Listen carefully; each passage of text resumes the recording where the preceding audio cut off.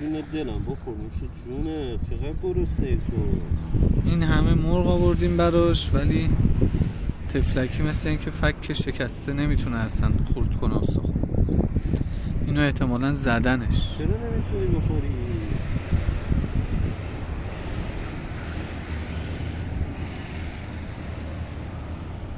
چقدر هم داره ضعیف میشه. چقدر خوشگلی تو. چی شده به تو؟ با ذلیل کنه هر کی تو رو میزنه.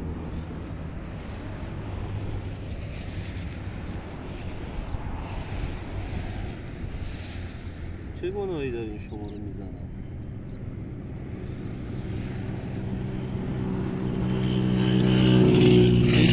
چقدر گرسنته. اصلا نمیتونه استخونا رو بشکونه تو دندونش. تفلکی.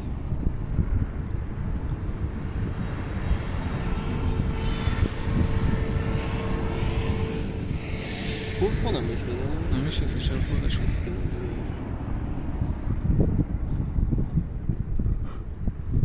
جون خسته شدی؟ بیا کمکت کنم. گردن مرغ چه جونی داره اونو نمیتونه خوردش کنه. کمکت میکنم بشکنم.